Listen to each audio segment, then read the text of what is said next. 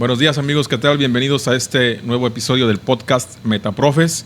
Mi compañero el Chino Barrón, Enrique Barrón Salinas. Hoy tenemos un invitado de lujo, compañero y hermano de profesión, el maestro Jesús del Ángel Lárraga. ¿Cómo estás? Bien, bien.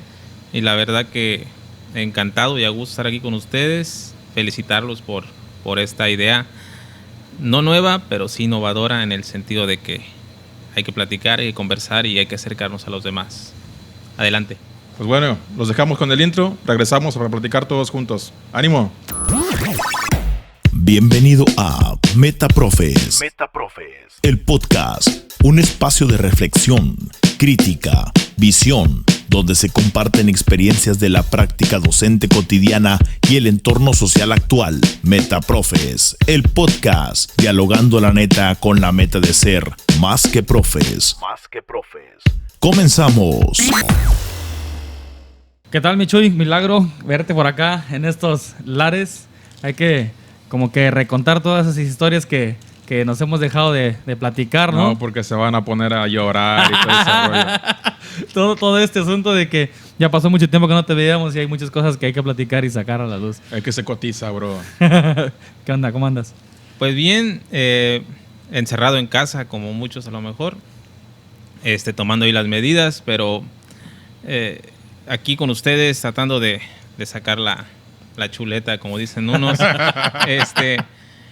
y encantado de conversar y compartir. Igual a ver nuestras ideas pueden versar sobre un tema muy específico y a ver qué podemos aportar y a ver quién se puede identificar con algunas de las vivencias que pudiéramos compartir. Pues más de uno. Yo digo porque hemos tenido diferentes formas de actuación en muy distintos aspectos y espacios.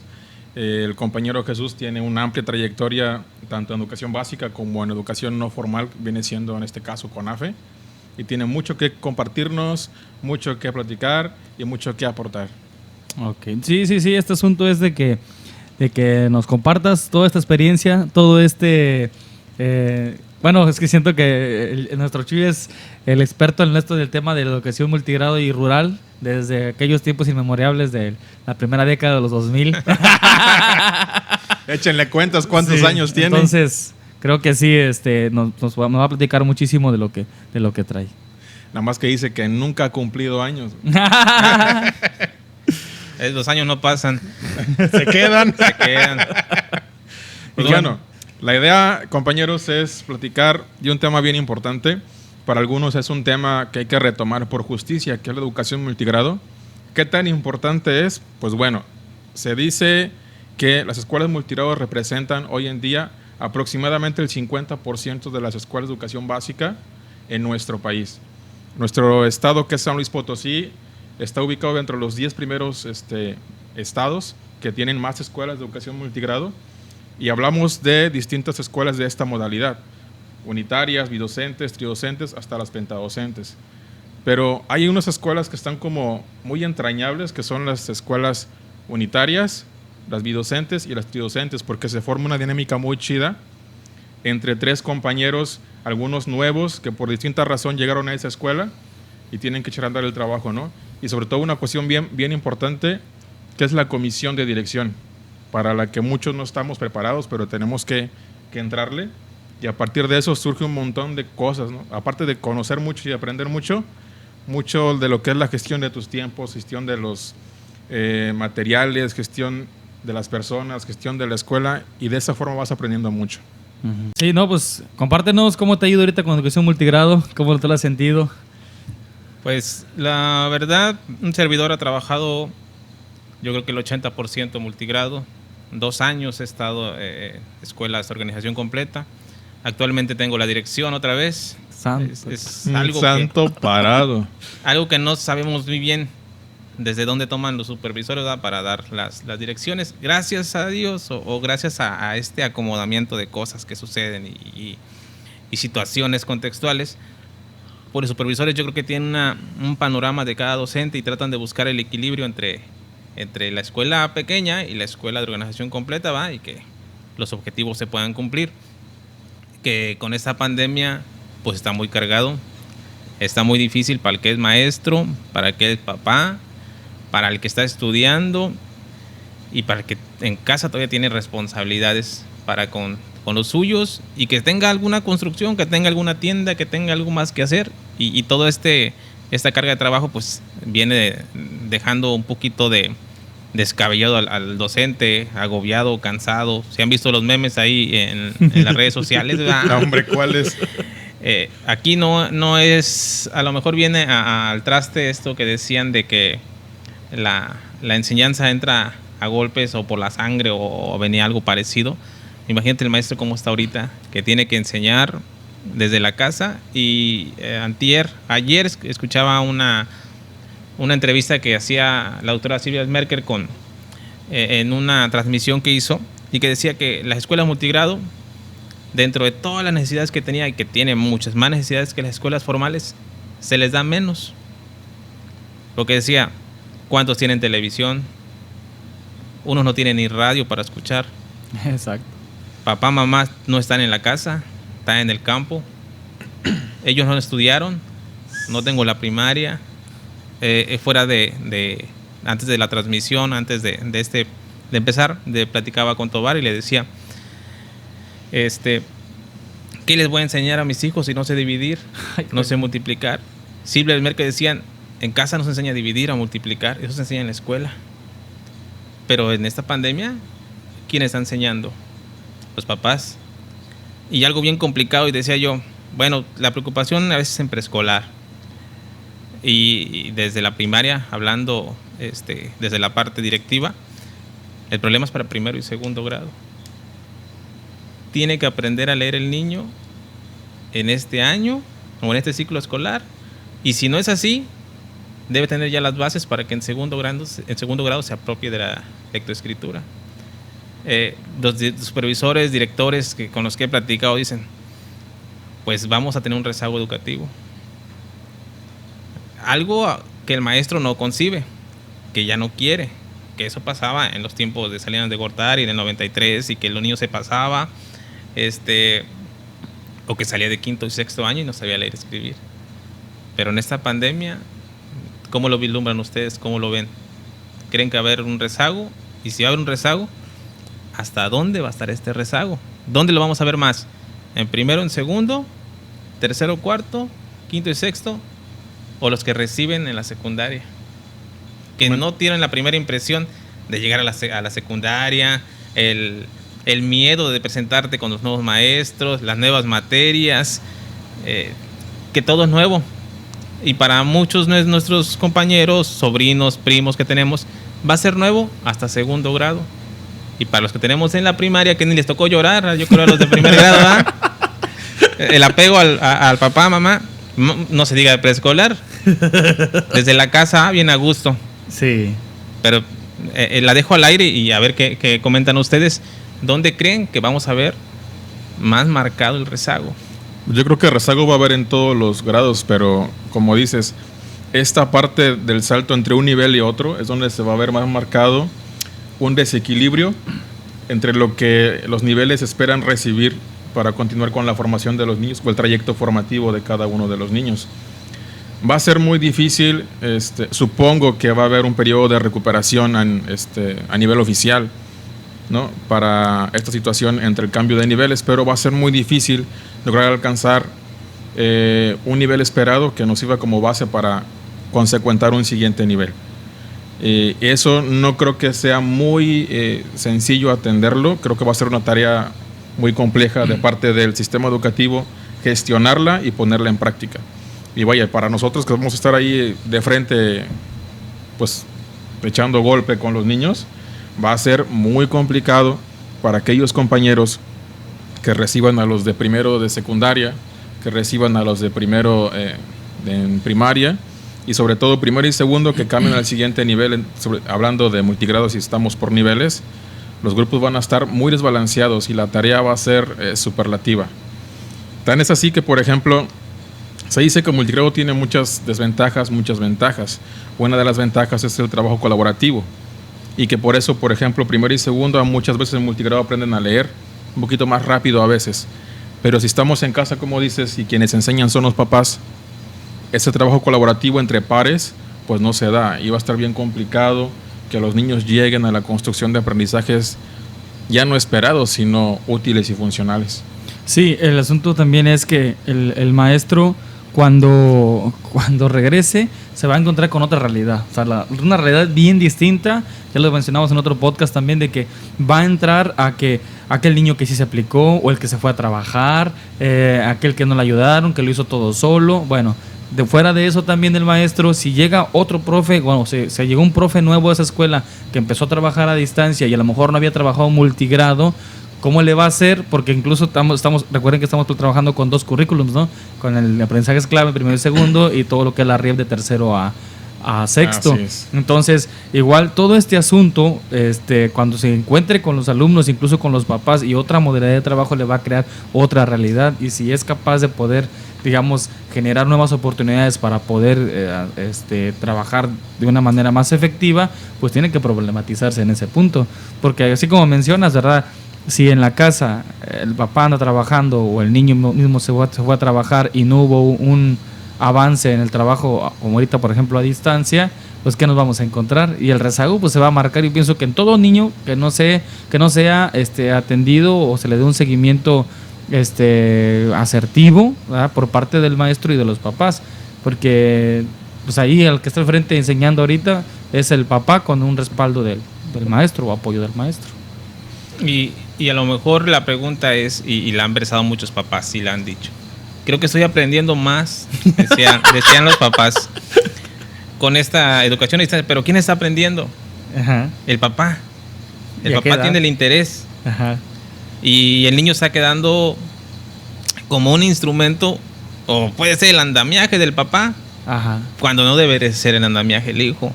El padre tendría que ser el andamiaje del alumno. ¿Qué pasa con los trabajos? Y les voy a hablar desde la perspectiva personal. Te llega un trabajo y ves la letra de... ¿Cierto? Sí, pasa. A juzgar por qué lo hizo. Porque ya no hubo tiempo. Ya hay que entregarlo ya. Otra que ustedes comentaron en la evaluación y hace poquito estuvieron diciendo. Y yo lo comenté con el supervisor y con la gente que estamos dentro del entorno y nos toca. Cuando tenemos a nuestros niños, uno valora y ve las aptitudes, las ganas, el interés y la dinámica. Y a veces dices, le intentó y le echó ganas y se acercó a la respuesta. Entonces, yo no le puedo dejar el punto 5, tengo que darle el reactivo completo. Ahí se hace el equilibrio entre querer hacer las cosas. Pero te das cuenta ahora en la evaluación que un niño que andaba en el 9 o en el 8, ahora anda en puro 10. Y el que andaba en puro 10, ahora está en 7, 8. Ah, caray. Sucede 2 cosas desde una perspectiva muy personal. Hay niños que son muy autodidactas. Uh-huh. No necesitan a los papás para aprender. Ellos necesitan al maestro para aprender. Y aprenden en la escuela con el maestro. Y en la casa él anda libre, anda solo, no hace nada. Es que su trabajo, y si va a la milpa o ahí le ayuda. Pero no necesita de los papás, él es suficiente, él es autosuficiente. A diferencia de los que no son autosuficientes, pero que tienen papás de mucho apoyo y que ahora ellos están haciendo los trabajos. Si mi hijo sacó mal la multiplicación que yo le puse, está mal, arréglala, haz esto y va a quedar bien ahora. Como yo te digo que lo hagas. Exacto. Cuando tú como maestro revisas, está todo bien. Sí. En esta evaluación, creo yo, o debieron todos los maestros, o la mayoría hacer, irte a revisar evaluaciones pasadas para ver cómo viene el niño. O sea, cuál es su ritmo de trabajo. Porque es incongruente que ahora los niños de 8 sean no más de 10. Digo yo, siendo muy profesionales. Pero no sé ustedes cómo lo han visto. ¿Qué les está pasando y hablo de multigrado? Me imagino que en la ciudad la herramienta, el YouTube, el Google está para resolver las dudas del niño, ¿cierto? En historia, si le pones algo de historia, una pregunta, ¿qué haces con Google? Pon la pregunta tal cual y te hace la referencia del libro y la respuesta. Pero el niño asimiló, pensó, buscó dentro de todo el bagaje, quedarse nada más con la respuesta, pero su respuesta es global. ¿Con Google será global? Pues ahí el asunto es de que está pasando esto que mencionábamos, ¿no? De que hay niños que son libres y son autónomos en el aprendizaje y cuando dependes de tus papás o de alguien más, pues caes en algo muy cuadrado y te obligan a hacer lo que ellos dicen, como dicen, ¿no? Incluso también decíamos que el maestro tiene que crear una habilidad para saber si el trabajo lo hizo el papá o lo hizo el niño. Y entonces ahí, pues realmente el 10 ¿de quién es? Del papá. No es del niño. O el 5. O el 5, ¿verdad? Y cuando regresemos, puros 10, pero sí. hay un rezago educativo. Bien grande, una brecha bien grande. Qué discrepancia. Eso no podría ser. Pues dentro de la realidad educativa no podría ser que... Bueno, Juanito tiene puro 10, pero no sabe multiplicar. Aquí, en las tareas sí sabía. ¿Cierto? En casa sí sabía multiplicar Juanito, ¿verdad? Pero aquí no. Y en esta parte de la evaluación creo que todo lo hicimos y para mí fue bien difícil describir las características del alumno, ¿verdad? Cómo trabajó en casa. Y yo tenía niños nuevos. ¿Sí? Y digo, bueno, yo observo habilidades aquí en los trabajos, pero a ciencia cierta si las habilidades son del niño o son de los papás. Y yo tenía que hacer la referencia hacia él. Pues el niño sabe multiplicar a consecuencia del observado en los trabajos. Esa era una de mis respuestas, porque ahí se vislumbra eso, que sabe multiplicar o que tiene nociones de. Pero si regresamos y esta boleta sale con unas observaciones de que el niño sabe y el niño, el maestro, supongamos un niño de 4º grado lo recibe ahora un maestro de 5º, aquí tu boleta dice, o si se aparece la observación abajo, que sabes multiplicar. Incongruente cuando él lo reciba presencial y se enfrenta a la multiplicación y no puede afrontarlo. Y eso es cuando es un niño, güey. Cuando es un niño. O sea, uno, y ¿cómo vienen los demás? Y puede que uno sí desarrollara un poquito de fracciones, un poquito de multiplicación, a lo mejor aquel no trae nada de división. Imagínate un niño que está pasando a 6º grado y que tú ya tienes que enfrentarlo, ¿verdad? Y tiene que tener muchas habilidades, casi todo concretado, nada más para, digamos, resolver problemas, ya experimentar otras cosas más complicadas, pero todo lo que es lo básico ya lo debes de tener. Entonces, al tener la diversidad en el aula multigrado, así, ¿cómo le vas a hacer? ¿Cómo te lo vas a enfrentar? Y sobre todo porque cuando trabajas con ciclos. Ándale. Cuando ciclos y cuando por ciclo ocurre que cada ciclo escolar cambias de ciclo de grado, ¿no? O sea, estás primero y segundo y al siguiente te va a tocar 3º y 4º. Si bien te llevas a tu mismo grupo, no, pues genial. Cuando es que tridocente. Cuando es tridocente, ¿verdad? Pero cuando no es así, cuando eres tridocente y resulta que por el registro de alumnos cambias a bidocente, toda la dinámica se te vuelve un caos, ¿no? Y ahora, cuando somos unitarios, ¿cómo enfrentas una situación como esa? Porque te enfrentas no solamente a que el niño no sepa multiplicar, el de tercero, sino que tienes que atender a distintos niños, diferentes edades, diferentes niveles, y cómo llegan de casa con esto de la pandemia con niveles disparados por ningún lugar. Al menos eso es una proyección real, ¿no? Pero como dicen, estamos revisando productos que están hechos en niveles esperados, pero no siempre, yo digo, porque está influido por los papás, no están hechos todo al 100% por los niños.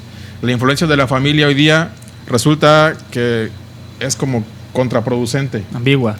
Sí, o sea, influyen tanto en que el niño cumpla con la tarea que acaban haciendo una tarea artificial, como decíamos en lo de la evaluación auténtica, ¿no?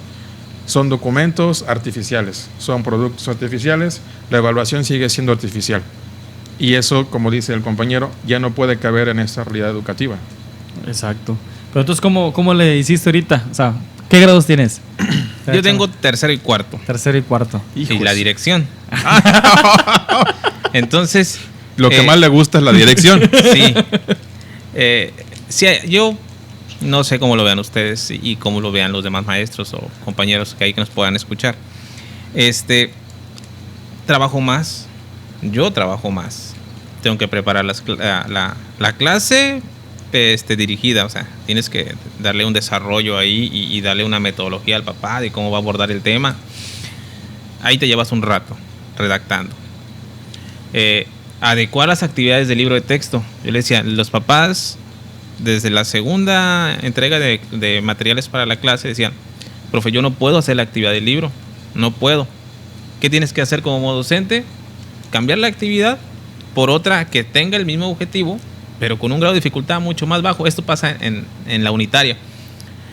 Que si tengo un niño de sexto, pero no puede dividir, él está en la multiplicación, tengo que regresarme a la multiplicación y poquito a poquito enseñarle la división con los de cuarto o quinto, porque él no tiene este nivel para manejar o lo que te está pidiendo sexto grado. Y voy a decir lo que ayer también decía Silvia Márquez.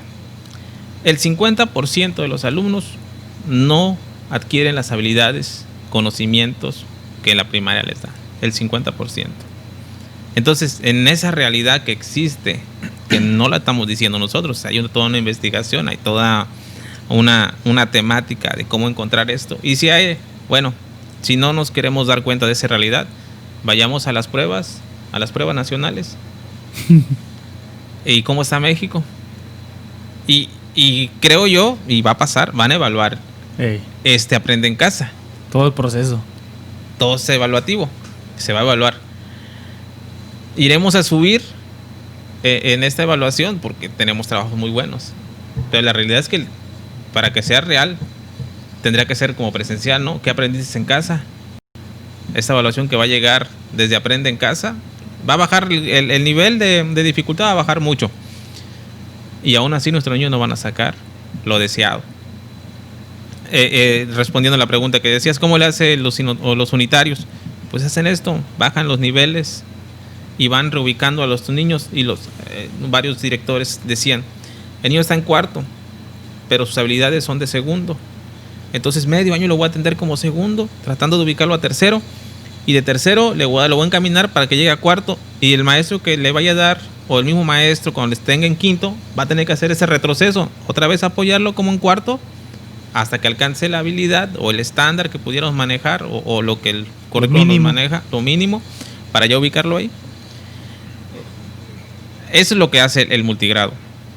Que las quejas, que el examen no está para ese niño, que yo quisiera aplicarle un examen de tercero porque sus conocimientos son de tercero, pero está en quinto. No es así. La dirección te dice, aplica el examen que es. Ahí sí es incongruente con tus adecuaciones curriculares. Ahí ya no checa, como muchos decimos. Pero bueno, es esa parte. Él sí se preocupa, creo, más el de multigrado, porque ve toda su diversidad. Y porque los papás esperan mucho del maestro. Al final de cuentas te dejan el niño y no son profesionistas ellos. En la ciudad son profesionistas y en la casa le explico. Hay papás muy buenos también que a lo mejor en su otra vida fueron maestros y tienen esa afinidad, esa habilidad de no de darles la respuesta, sino de encaminarlos, de enseñarles, de irlos formando. Hay muy buenos. Por eso hay niños en primero que llegan leyendo y escribiendo. Sí. No por el preescolar. No. A veces, ¿verdad? A veces sí. Pero es la habilidad del niño y las ganas de estudiar. Hay niños que aprenden también directo en el preescolar, pero hay niños que aprenden en casa. Y que el maestra de preescolar pues se la lleva más tranquila, porque siempre se ha dicho y bueno, y ellos dicen, nosotros no enseñamos a leer y escribir, eso lo enseña en la primaria. Acercamos a las letras. Sí, ese es como un guión ya establecido, ¿verdad? Y los maestros de primaria esperamos que ya deletree del alumno, ¿verdad? Para que pudiéramos... Para no batallar tanto. Pero yo acabo de realizar un documento en la universidad, en el trabajo que estoy haciendo, y tuve que diagnosticar. Y en ese diagnóstico, pues ahí decía que me encontraba con muchos niños con mucha diversidad. Niños que sí sabían leer, niños que no sabían leer, niños que aprendieron en casa, sin estar este plan de aprende en casa, y otros que aprendieron con sus maestros de preescolar. Y en la tabla de observaciones que dan los maestros de preescolar, pues ninguno menciona que el niño sabe leer y escribir. Como que está esa parte más neutralizada. Tiene que decir que el niño domina tal habilidad, domina esto, domina aquello, porque como que se lo dejan en la primaria, ¿no? Aunque lo sepa, como que les tienen que manejar un estándar. No puede haber un niño tan disparado que sabe leer y escribir y los demás que se quedaron en los trazos, que saben dibujar, colorear, que no se salen del contorno. Sí. O nos vamos más a la disciplina, ¿no? Bien portado, ¿ah? Sí, a veces reconocemos más eso que el conocimiento, ¿no? El niño no trabajaba o faltaba mucho y no le resaltamos las habilidades que a veces trae. Pero bueno, ahí a criterio. ¿Son pedradas o qué? No, yo digo a criterio, ¿ah? Es que son las realidades. Sí. Y a veces quedarnos con decir nada más lo bueno, pues también cansa. ¿O no? Fastidia el asunto. A veces. Sí, porque todos, vaya, se lo digamos a alguien que no sea maestro, pues bueno. Pero entre maestros conocemos las realidades. Y afortunadamente 3 de 4 que pudiéramos estar ahorita aquí en esta invitación, que yo agradezco bastante, hubieran versado más ideas en el otro sentido, en el comentario, en la maduración que hemos tenido. ¿Cuánto no hemos madurado de que entramos a la universidad y nuestras ideas eran muy arcaicas a veces y veíamos la escuela formal, que los que venimos de CONAFE, que veíamos una escuela más humilde, pero con más valores a veces y con más exigencia? Ahí te exigen muchísimo. Ahí es muchísima exigencia, por ende mucha papelería, mucho trabajo, pero mejores procesos, ¿no? En algunas cosas, por ejemplo, para evaluar o dar seguimientos, porque te tocó asesorar, te tocó formar gente en cuestión de, por ejemplo, cómo planear, cómo seguir los contenidos, cómo evaluar los contenidos, cómo hacer una visita a comunidad, cómo asesorar al bueno, en ese tiempo era instructor, ¿verdad? Entonces, todo este asunto para trabajar con la diversidad del grupo, o sea, era como que el gran reto de todos, pero era la naturaleza del ser maestro en CONAFE, ¿no? Aparte es como una institución formadora de docentes, aunque no sea una escuela. Eso me parece de lo más rico que tiene CONAFE. Ahora, CONAFE es 100% multigrado. Según los estudios, representa más o menos entre el 15 y el 20% de las escuelas multigrado a nivel nacional. Las atiende CONAFE en estos centros de educación, no me acuerdo el nombre en exacto, porque a veces no son específicamente escuelas, sino que conjuntan diferentes niveles en un solo grupo de atención. Entonces, diferentes niveles, diferentes grados, diferentes edades. Multigrado completamente a más no poder. También estaba checando una conferencia con el maestro, se apellida Popoca, no me acuerdo el nombre, especializado en multigrado. Él decía que una cosa de lo que multigrado potencia en los niños es que ellos pueden compartir y sobre todo tener a la mano el contexto en donde están, ¿no? Porque, por ejemplo, en escuelas formales en la ciudad tendemos mucho a referenciar en los ejercicios. Imagina que para abordar el tema de los volcanes, dibuja un volcán y vete al libro y ahí dice que el volcán es esto y está localizado en tal lugar. Pero hay escuelas multigrado que en realidad están localizadas a faldas de un volcán. Dice, entonces, esa riqueza que tiene la escuela multigrado de encontrarse cerca del contexto que puede estudiar, no lo vas a encontrar en una escuela formal, y eso vale oro. O sea, y eso el maestro lo retoma. Y hay gente de CONAFE con muy buenas experiencias que hemos conocido nosotros, retomando el contexto y siendo parte de una dinámica comunitaria que llevan a la escuela para un sinfín de procesos, y los niños salen, a lo mejor, dicen muchos, no preparado en cuanto al conocimiento formal, pero sí, decías tú, los valores que genera la escuela multigrado, muchas veces atendida por CONAFE y por los instructores, esta parte de trabajar en conjunto, que potencia mucho también CONAFE, sobre todo cuando están en las formaciones continuas, de trabajar en equipo, de planear en equipo, de hacer actividades en donde todos los, tanto instructores como capacitadores, sean partícipes, ¿no? Entonces, tan es así que se considera como una familia, y esa parte a mí me agrada mucho, ¿sí? La familia CONAFE. Y muchos estamos orgullosísimos de decir, pues yo fui CONAFE, salí de ahí. Bueno, ustedes son más arraigados ahí, yo estuve en otra función, pero CONAFE nos, como decimos, nos sigue respaldando, nos sigue formando. Sí, cuando te enfrentas a la educación multigrado, ni modo que no saques todas las herramientas de la maletita que tienes allá, ¿no? Sí, aprendes mucho de la metodología multigrado.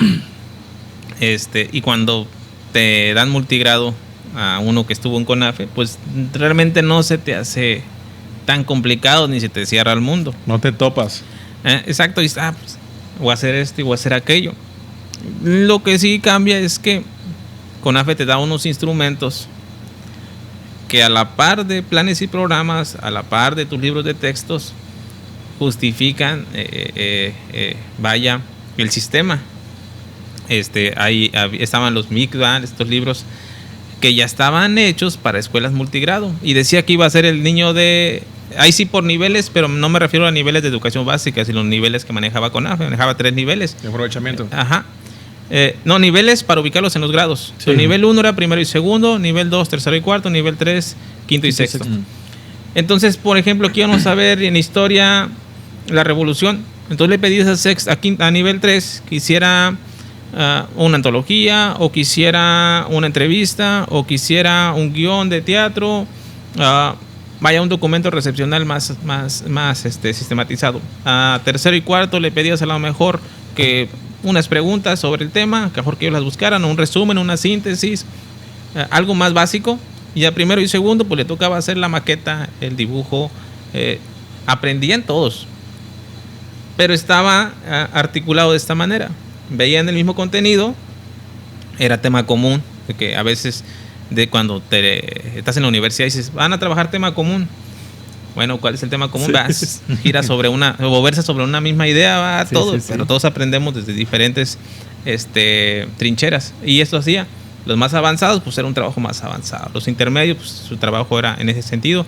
Y los más pequeños aprendían historia desde lo rupestre, por así decirlo, atendiendo la materia. En matemáticas, pues eran las exposiciones, y aprendí. El de tercero que no sabía, el de quinto que no sabía dividir, a veces aprendía con la exposición del de cuarto, que estaba exponiendo y en CONAFE te enseñaban, y a veces, o si no te lo enseñaban, era implícito que todos aprendemos de todos. Sí.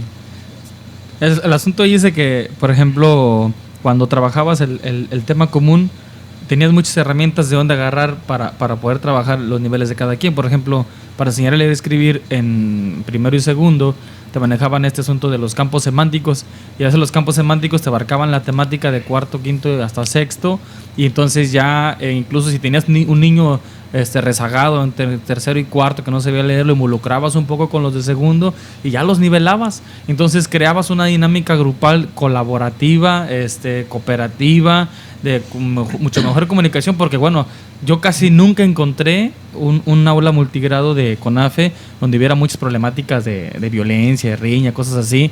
Algo muy, muy unido, porque además pues todos se conocían y eran los mismos niños que jugaban en la comunidad, mismos niños que se encontraban en la escuela, mismos niños que salían de excursión a la sierra, o de todo. O sea, incluso el maestro pues convivía con ellos en la tarde, ¿no? A ti te pasó, te arraigaste en la sierra y... Sí, yo estuve ya encuartelado en la sierra muchas... Cuando, fíjense, cuartelo. Yo en mi primer año estuve en el Naranjo, ya en Álamos de arriba. Yo me quedaba todo el mes y salía al final de mes salía porque había reunión. Sí. Y ya ese te día la pareabas, ¿no? Sí.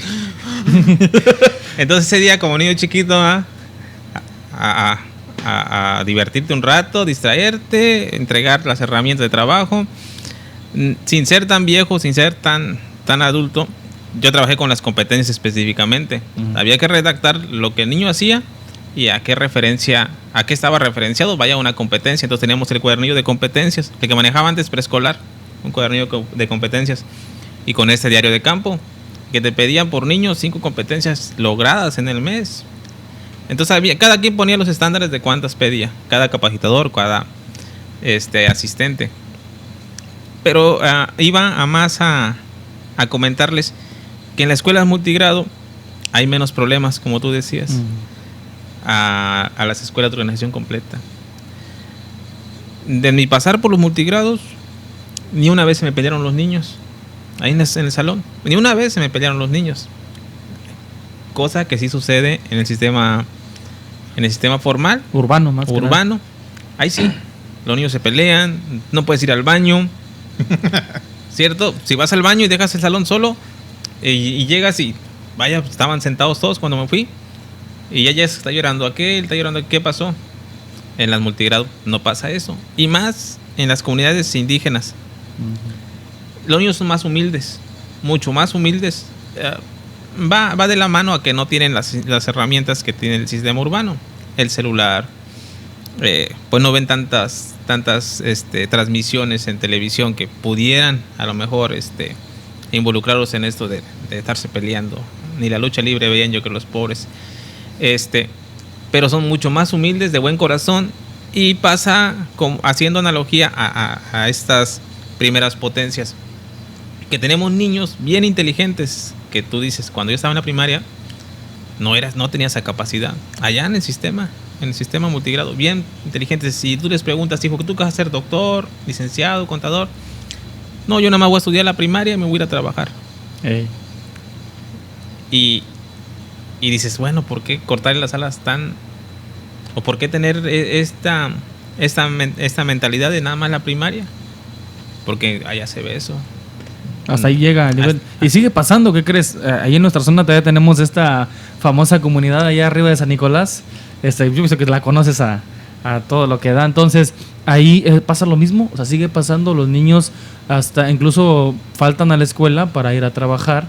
Y cuando existen ese tipo de crisis, por ejemplo, por la seca, también los niños se ausentan por meses, se van con la familia a trabajar y después regresan sin que den de baja a los niños. Entonces eso impacta en su rendimiento académico, lógicamente, y cuando regresan los niños, pues tienes que desfasarte casi hasta un periodo completo para poder entrar en este asunto. Y cuando lo haces, pues dices, pues vamos a lograr lo que hasta donde se pueda, ¿no? El tiempo que tenga. Y entonces ahí es donde el perfil se queda muy corto, hasta dónde quieren llegar los niños, porque ya fueron a experimentar otras cosas, tuvieron una nueva vivencia, o sea, a lo mejor lo que les gustó, lo que es la chamba, donde fueron a trabajar, el dinero. El dinero, porque el niño de ciudad sí percibía 100 pesos a la semana, a lo mejor le daban su domingo, o 20 pesos diarios para gastar. El de una comunidad a veces llevaba 2 pesos en la semana para comprarse una paletita, 2 paletas, ¿verdad? No veía dinero. Y cuando se iba al corte de caña, que no le iban a dar un sueldo, pero sí le ayudaba al papá, y el papá le daba 20 pesos, 30 pesos, 50 pesos. Para él era muchísimo dinero. Entonces ellos ya quieren tener dinero. Entonces ya quieren terminar la primaria para irse a trabajar. Conseguir. Ahí la idea o la formación del padre debería ser en enseñarlos y a trabajar. Eso indudablemente es necesario, primordial.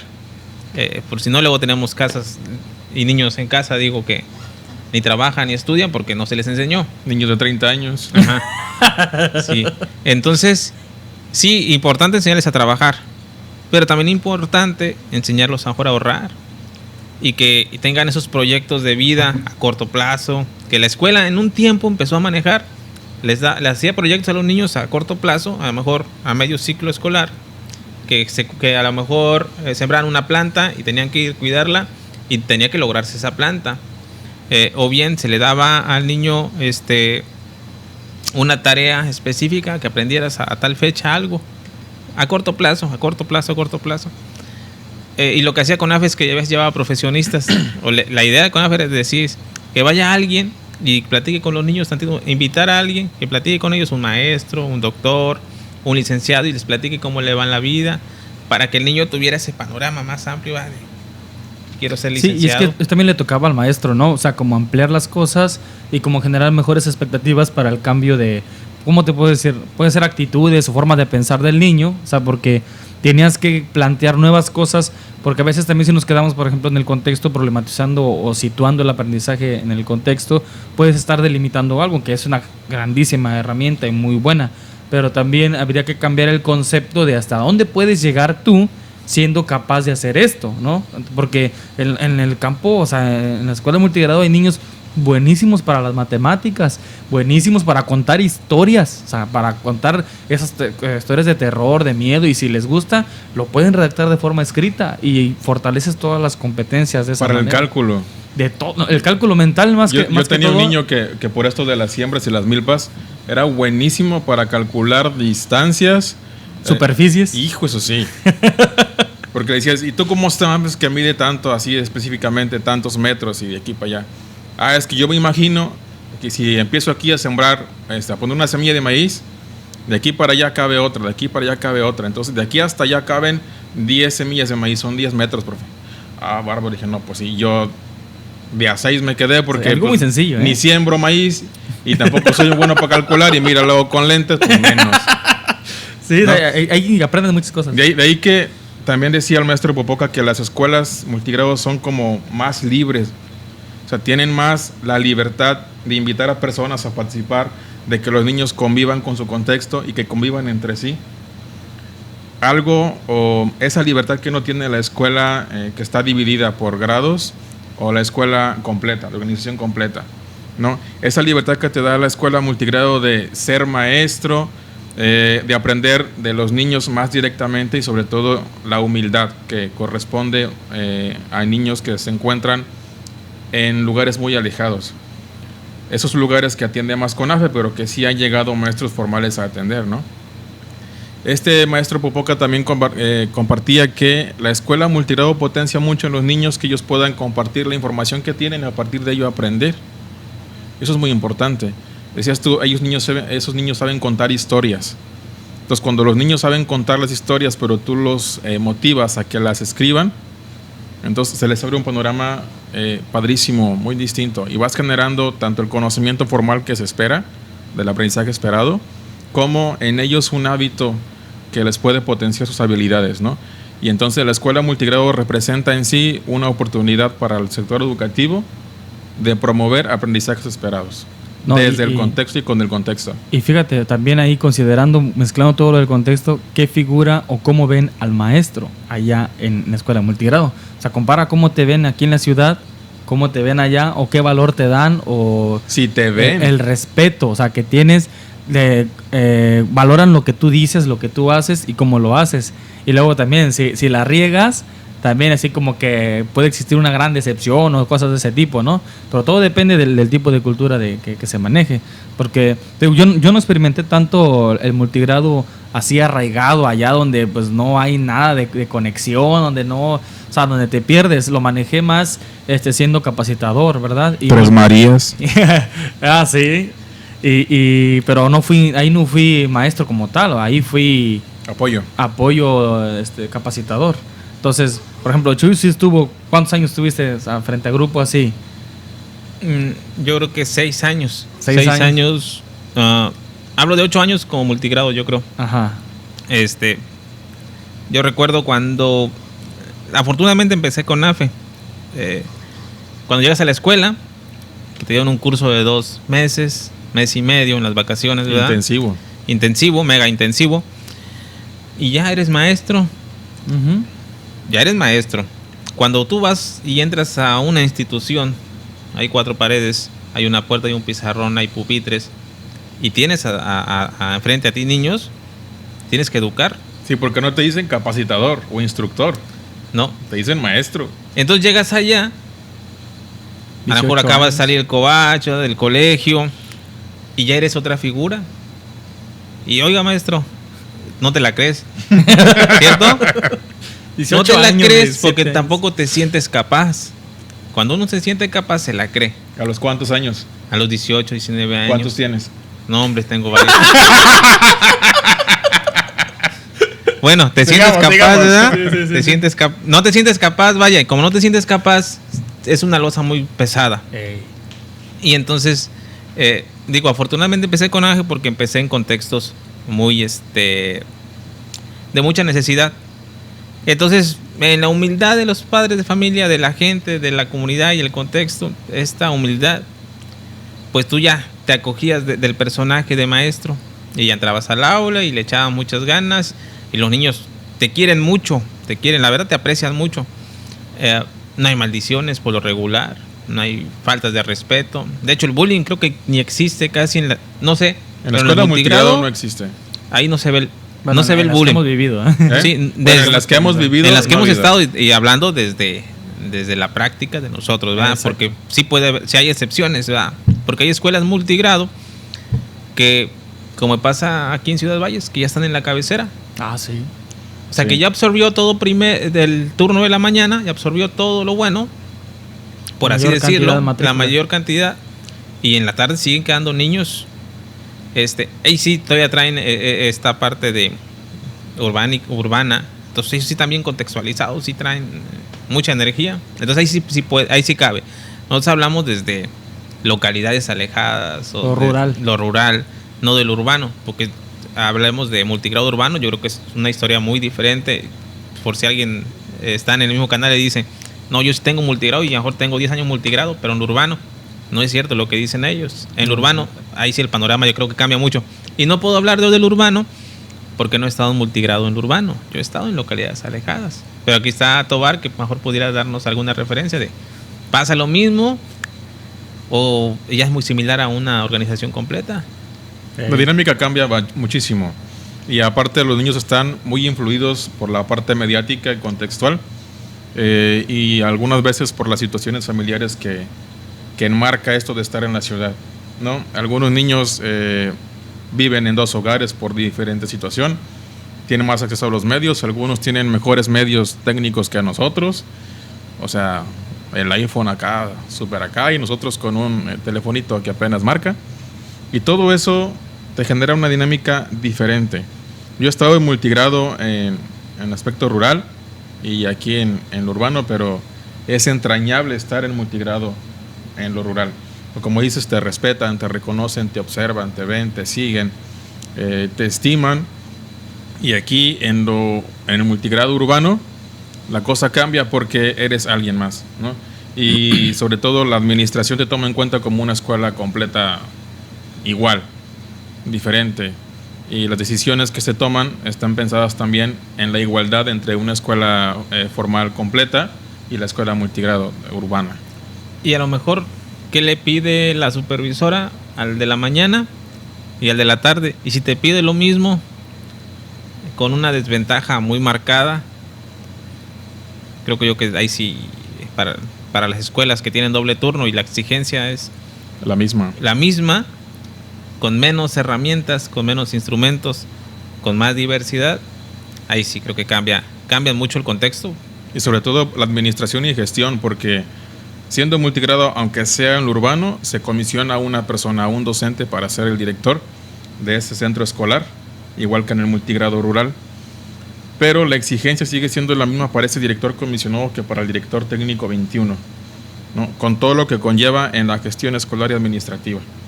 Y eso es un punto de inflexión muy importante para la escuela multigrado en general. Y para ese docente que tiene la comisión no se diga, porque aparte de su función profesional de educar o promover el aprendizaje, tiene que enfocarse en la gestión escolar. Sí aprendes mucho, pero te lleva mucho tiempo también, ¿no? Y luego dices, ¿por qué me exigen lo mismo a mí que no soy director técnico 21 que a uno que sí, ¿no? Es uno de los problemas más marcados en multigrado, y creo que es igual tanto en lo rural como en lo urbano. Tienes que hacerlo. Y tienes que hacerlo, porque Claro, la escuela tienes- tiene que funcionar. Tienes que hacerlo y si te aplicas y haces las cosas como es y no eres prácticamente mañoso, ¿verdad? Y haces las cosas desde el deber ser, aprendes muchas cosas y cambias mucho la perspectiva del trabajo en la escuela. Porque también cuando tú ves, bueno, yo lo sentí cuando entré a trabajar en lo urbano, sí, o sea, tienes todas las dificultades del mundo y cambia el panorama y así, pero en cuestión de, por ejemplo, planear nada más para un solo grado, sin que tengas toda la comisión de la dirección, porque en CONAFE también se trabajaba así, o sea, llevabas papelerías, llevabas muchísimas cosas, inscripción de niños, altas, bajas, todo ese asunto lo llevabas.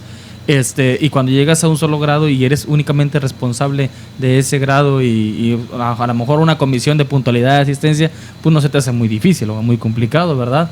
Pero ya estando acá, pues realmente yo siento que aprendí, ahorita que entré ya a multigrado federal, aprendí muchas más cosas estando en multigrado diferente a la dirección. O sea, que ya nadie te cuenta. O sea, llegas y nadie te cuenta. No, pues porque son vivencias que ya trae uno y hay todo un antecedente que se ha forjado desde la experiencia. Eso te ayuda bastante.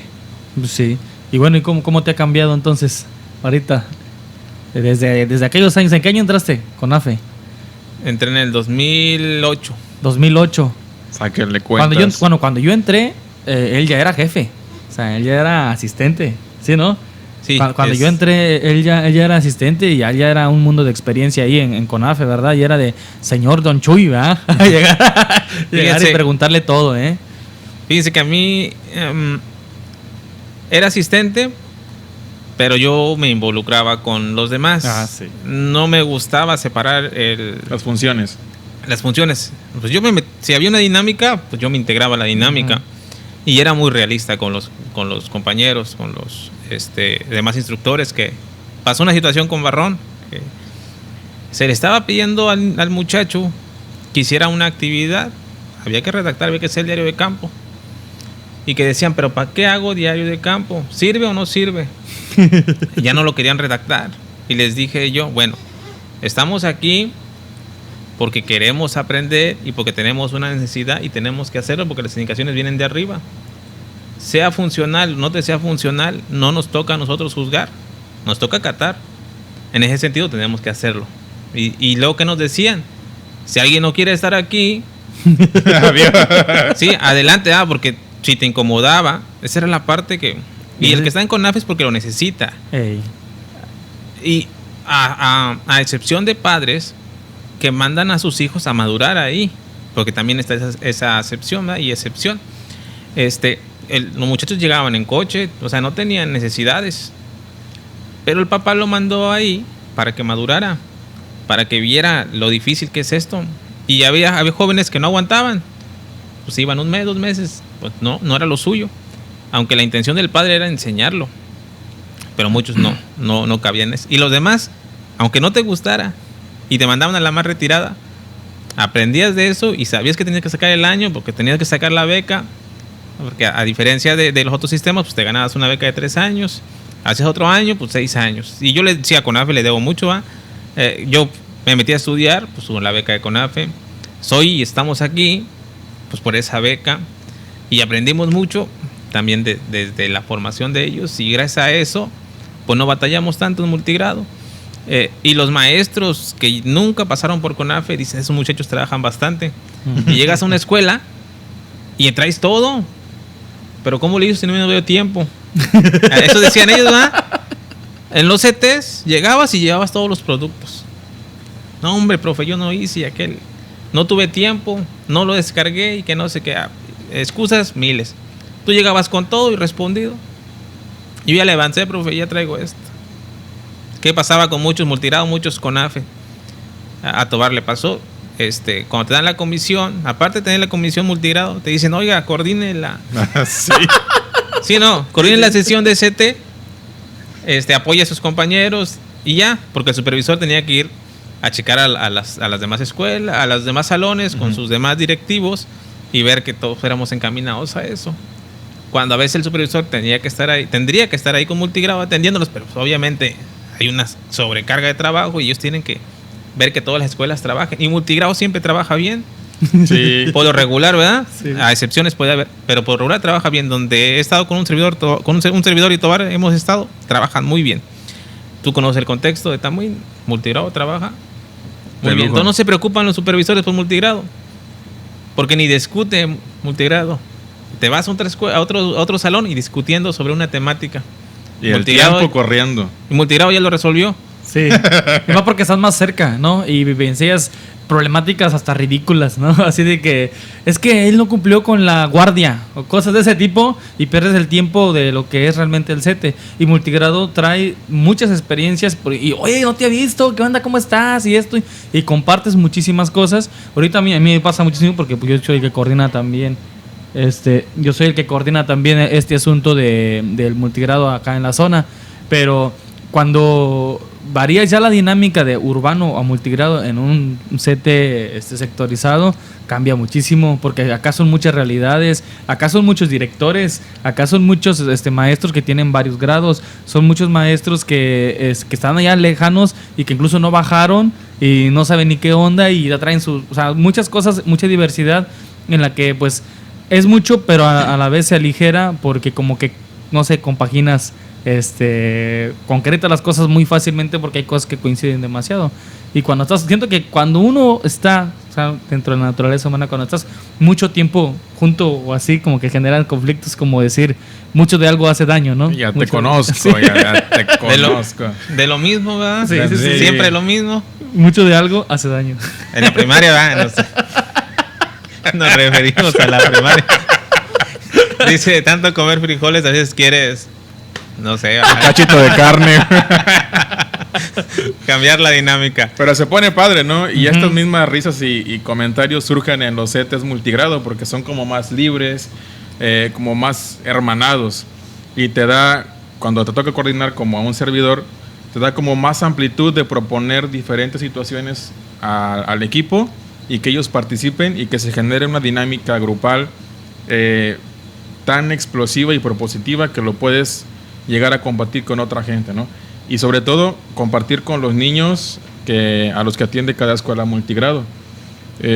Sobre todo porque en este tipo de consejos técnicos se trabaja entre escuelas. Ya ves que en el CETE luego venía a trabajar entre escuelas como punto adicional. Eso ya es y comentábamos nosotros siempre trabajamos así, entre escuelas. Los multigrados son un equipo que trabaja entre escuelas desde el principio y así sacamos el trabajo adelante. Así Es una oportunidad estar en multigrado. Así es. No, pues un gustazo, compañeros. Tu reflexión final, Michuy, el multigrado en esta situación actual. Pues no creo que haya más reflexiones que seguir trabajando con los niños, buscar la manera de que los que menos tienen tengan las mismas oportunidades que el que están en la zona urbana y no dejar de trabajar, no dejar de ser incluyente, porque esa es la parte que nos toca ya en los multigrados, y estar aquí para los niños desde las posibilidades que el docente pueda tener, porque no tienen WhatsApp, no tienen ninguna red social que les pueda acercar ese trabajo, ir a hacer la dinámica de observación muy tangible o muy superficial, ahí muy a criterio del docente, y buscar la mejor herramienta o instrumento para evaluar sin delimitar las aptitudes que cualquier niño pudiera tener. Sí, sin detener procesos. Así es. Ok, no, pues ahora sí que muchísimas gracias por haber venido y por aceptar la invitación con nosotros y con el compadre Toño a Metaprofes, el podcast, que va a salir este próximo lunes, que es 23. 23. Lunes 23 va a estar por ahí disponible en el canal de YouTube. Así es que escuchen todas las reflexiones acá de nuestro compadre Chuy, que son muy valiosas y de muy nutridas. Entonces, y que se quedó corto. Se quedó corto, la verdad, nos faltó tiempo. Y no porque no sepa, sino porque el tiempo es corto. Exacto. Igual también le debemos el otro invitado, por situaciones muy personales no pudo asistir, pero ya en otra próxima emisión lo tendremos aquí presente y se va a poner con todo, y nuevamente puede venir nuestro compadre Chuy también a sacar otra temática que tenemos y traemos de todo. De Entonces, hecho, esta dinámica iba a ser como con garras, ¿no? O sea, de los 4 que nos íbamos a juntar, iba a cambiar mucho. Sí. Porque iba a versar sobre un contexto diferente y sobre más el cómo este cuarteto se juntó, cómo este cuarteto tuvo afinidad y lo manejamos como una hermandad, como casi hermanos. Y fíjate, la amistad ha quedado y ha perdurado desde ¿cuántos años? Como casi van a ser 10, no. 12. 12, no, pero cuando ya me junté con ustedes fue en 2012, más o menos. Son 8 años. 8 años. Y de ahí para acá. De ahí para acá. La amistad, el apoyo. De todo. Diálogos, experiencias. Lágrimas y risas. Y somos 4 ahora. Somos 4. Faltó un integrante. Lo vamos a hacer. Y a ver más adelante, a ver qué pasa. Y a lo mejor sobre otra dinámica, otra temática. Exacto. Sí. No, pues muchas gracias, Chuy. Sale, muchas gracias, Chuy. Encantado de compartir contigo también. Esperemos que les haya gustado a todos los presentes y a los que nos estén escuchando y viendo en este podcast. Sale. Síganos en la página Metaprofes el Podcast, Facebook, el canal de YouTube Metaprofes el Podcast, igual en las redes sociales, Instagram Enrique Barón Salinas, Facebook igual. Antonio Guadalupe Sánchez Tobar. No es cierto. Grandioso Ángel Negro. Yo nomás tengo Facebook por lo pronto. Ya eso de las redes sociales no se me da mucho, pero prometo intentarlo. Aquí mi compañero sí tiene dónde localizarlo. No, igual teléfono, está soltero, tiene casa propia, es maestro. Igual ahí como Ángel Lárraga, pues ahí estamos siempre para ayudar, para servir y espero yo después tengamos otra oportunidad de compartir ya los 4 y a lo mejor girar una temática más divertida, extrovertida, Más pedagógica. más pedagógica y a lo mejor de cómo nos hemos madurado estos 4 personajes que están exacto. aquí, porque hace 8 años éramos otras personas, No, sí. totalmente inquencles, dicen unos. Y hemos madurado bastante. Bastante. Un servidor no dice ni una maldición ya.